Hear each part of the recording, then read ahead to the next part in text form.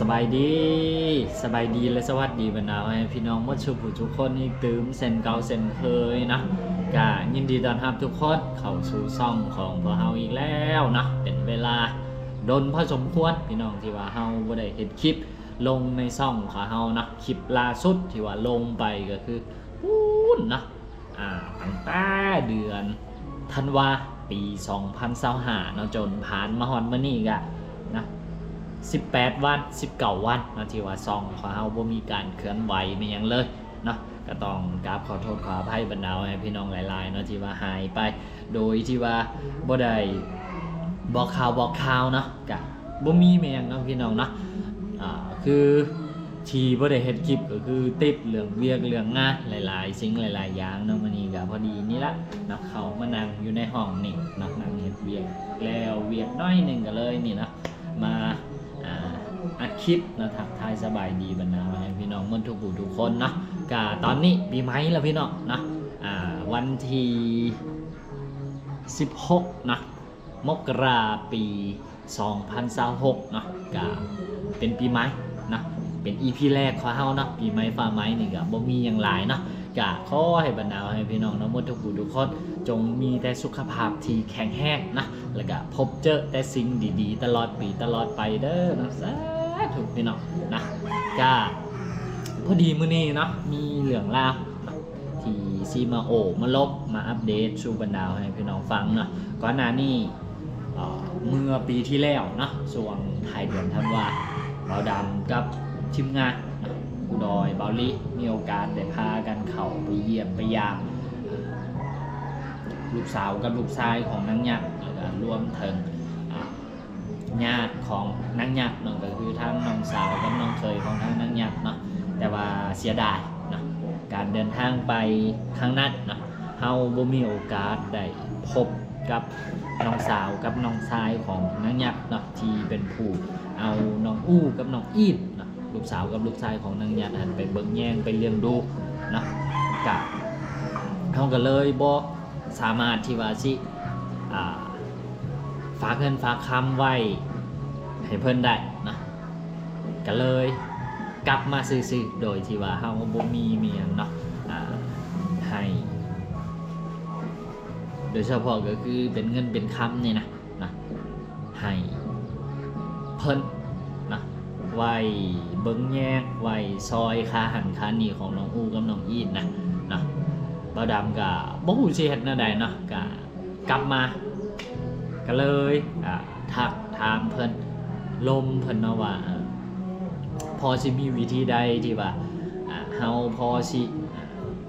ส่งเงินส่งคำให้เพิ่นได้นะตอนที่แรกเนาะบ่ดำถามเพิ่นว่าเพิ่นบ่มีบัญชีนะก็ด้วยความที่ว่าเฮาบ่ได้พบหน้าพ่อตากันนั่นแหละเนาะตอนที่ว่าเฮาไปหาเพิ่นก็ข้ามเวียกอยู่สวนกล้วยเนาะเฮาสิมอบเงินมอบคำไว้ให้กับน้องอู้น้องอีดน้องอู้น้องอีดก็ยังน้อยเนาะแล้วก็เฮาสิมอบไว้ให้เพิ่นเลยก็อย่างมันสิบ่ปลอดภัยนะถึงมันสิเป็นช่วงเวลาสั้นๆก็ตามนะก็เลยตัดสินใจบ่มอบให้นะเมื่อนั้นที่ไปก็คือมีแต่เอาเสื้อผ้าเอาหันเอานี่นะไปให้น้องอู้น้องอีดแล้วก็เป็นข้าวต้มขนมไปแจกไปยายกับบรรดาพ่อแม่พี่น้องที่ว่าอยู่ในแคมป์อยู่ในหันนะก็ส่วนเรื่องเงินเรื่องคำก็คือเฮาบ่ได้ให้น้องอู้น้องอีนเลยนะบ่ได้ให้น้องสาวกับน้องเคยของนางยักษ์หันไวเป็นค่าหันค่านี่คือบ่ได้ซอยมีหยังเลยนะเนาะก็หลังจากกลับมาบ่าวดำก็ติดต่อหาน้องสาวกับน้องเคยของนางยักษ์นั่นแหละแล้วก็ถามเพิ่นว่ามีบัญชีบ่สิโอนเงินโอนคำซอยเป็นค่าหันค่านี่ของน้องอู้น้องอินแล้วก็ของลูกสาวของลูกชายเพิ่นหันเล็กๆน้อยๆเนาะก็รวมกันที่แรกเพิ่นก็ว่าบ่มีบัญชีเนาะบ่มีบัญชีก็บ่จักสิเฮ็ดแนวใดแล้วก็เอาไปเอามาว่าดำก็เลยบอกเพิ่นไปหาบัญชีของคนที่ว่าเพิ่นฮู้จักแล้วก็มักผ่านไปแถวนั้นนะก็สุดท้ายก็ไปได้บัญชีของโซเฟอร์รถนะที่เพิ่นมักพาคนงานไปส่งอยู่คนป่วยจีนหันเป็นประจำนะแล้วก็เพิ่นก็ส่งบัญชีตัวนั้นมาให้บ่าวดำ แล้วก็บอกเบาดำว่าให้โอนเงินเข้าบัญชีตัวนั้นเนาะแล้วก็เพิ่นสิเวลาที่ว่าโซเฟอร์พวกนั้นนะพาคนงานไปส่งที่สวนกล้วยตัวนั้นฮะก็เพิ่นก็สิได้เอาเงินนำโซเฟอร์หันได้นะเพิ่นบอกว่าเป็นคนรู้จักกันอยู่บ้านเดียวกันเนาะแล้วก็โซเฟอร์หันก็คือสิเป็นคนพาคนงานไปส่งในสวนกล้วยในจุดที่เพิ่นอยู่หันเป็นประจำเนาะก็ไว้ใจได้นะเพิ่นว่าก็บอกให้เฮาส่งเงินเข้าบัญชีตัวนั้นได้เลยก็หลังจากที่ได้บัญชีมานะเฮาก็จัดการส่งเงินให้กับเพิ่นเนาะซึ่งโดยให้เจ้าโอนนั้นเข้าบัญชีนี่นะอันตัวค่อยส่งหมายเจ้าอันโอนบัญชีอันอยู่บ้านค่อยนะซุปเปอร์รถนะเข้ามาฮอดเดี๋ยวนี้ให้เจ้าโอนเข้าอยู่นำเราเนี่ยแล้วเราก็จะมาส่งนำค่อยเนี่ย เนาะการนี้ละเราเพิ่นส่งบัญชีมาให้เบาดำก็เลยโอนเงินไปให้เพิ่นเนาะ300,000 กีบพี่น้องเนาะ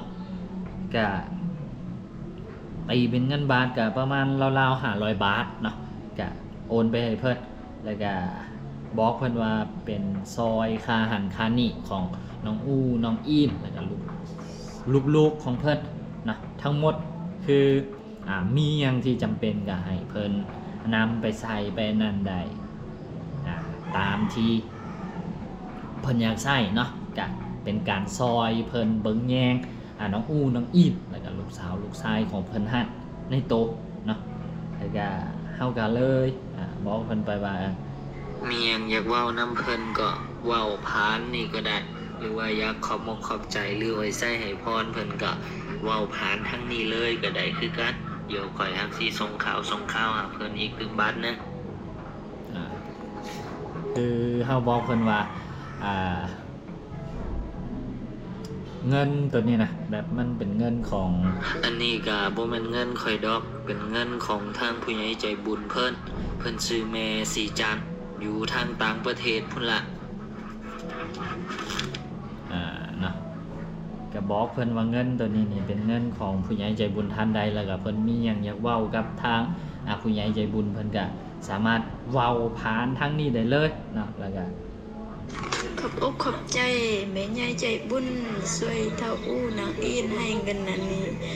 นนไอ้10,000ตื้นไอ้100,000ไอ้เงินอันนี้ให้อันนี้เขาจะซื้อของกินให้เล็กน้อยกินเนาะค่ะประมาณนี้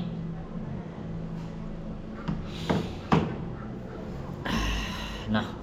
ก็เฮาก็บ่ฮู้สิช่วยแนวใดนะเฮาก็ซอยเท่าที่เฮาเฮ็ดได้นะคือตอนไปหั่นเนาะความจริงเบาดำก็อยากไปเฮ็ดคลิปสัมภาษณ์นางโอนางลมกับญาติของทางนางยักษ์นั่นแหละเนาะผู้เป็นน้องสาวแล้วก็น้องเคยเพิ่นเนาะแล้วก็สิมอบเงินตัวนี้ให้เพิ่นเลยนะตอนที่คิดไว้ที่แรกนะแต่ก็เวลาเฮาไปเนาะเวลาพวกเฮาก็มีจำกัดเวลาของน้องสาวกับน้องเคยของนางยัดก็ต้องไปเฮ็ดเวียกเพราะว่าเป็นเวลาเฮ็ดเวียกของเพิ่นคือกันนะเฮาก็เลยพลาดโอกาสบ่ได้เห็นกันก็เลยนี่ละเนาะกลับมาก็เลยส่งเงินผ่านทางนี้นะผ่านทางออนไลน์นี่ให้เพิ่นเอานะก็บ่ว่าสิให้กับมือตัวเองหรือว่าสิส่งผ่านทางนี้เนาะเป้าหมายสุดท้ายก็คือเฮาก็ได้ช่วยเหลือเพิ่นเช่นเดียวกันก็บ่ต่างกันนะในส่วนของจุดประสงค์ก็คือเฮาได้เห็นตามจุดประสงค์เป็นเดียวพ้อยเนาะแล้วก็สำหรับเงินส่วนนี้เนาะที่ว่าซอยเหลือน้องอู้น้องอีดนะแล้วก็ลูกๆของน้องสาวนางญาติท่านก็คือบ่ได้เป็นเงินของบ่าวดำนะเป็นเงินของทางผู้ใหญ่ใจบุญเพิ่นเนาะก็คือทางแม่สีจันทร์เนาะก็ต้องขอบคุณขอบใจเนาะขอบคุณนำทางแม่สีจันทร์เพิ่นที่ฝากเงินฝากคำจำนวนนี้นำไว้กับทางบ่าวดำแล้วก็ให้บ่าวดำไปช่วยเหลือ คนที่ว่าเพิ่นขาดเคินขาดแคลนแล้วก็จำเป็นต้องใช้เนาะก็ขอให้เพิ่นอยู่ดีมีแฮงเนาะบ่ว่าสิคิดสิ่งใดปรารถนาสิ่งใดก็ขอให้ได้สมดังความคิดความปรารถนาทุกประการเนาะนอนหลับก็ขอให้ได้เงินหมื่นนอนตื่นก็ขอให้ได้เงินแสนเอาแบนมือก็ขอให้ได้เงินล้านเนาะสาธุกะสำหรับ EP นี้เนาะเฮาก็ต้องขอตัวลาไปแล้วเด้อพี่น้องเด้อเนาะไว้พบกันใหม่ใน EP ต่อไปสำหรับคลิปนี้ขอกล่าวคำว่าสบายดีเนาะบ่ทำกะเว้าอย่าติดๆขัดๆได้อพี่น้องแบบเวลาเว้าไปโดนโน่นน่ะก็บ่ฮู้ว่ามันเป็นอิหยังเวลาอาการเย็นๆจังซี่น่ะบ่ดำมักสิมีอาการไอขึ้นมาเนาะเวลาที่เฮาเว้าหลายๆเว้าดุๆเว้าต่อเนื่องสินะเนาะแต่ถ้าหากว่าเฮาเว้าดนๆเว้าเทื่อนึงสิก็พอได้อยู่เนาะก็แต่ถ้าหากว่าเว้าต่อเนื่องเป็นเวลา9นาที10นาทีคือจังในคลิปนี้ก็สิมีอาการนะก็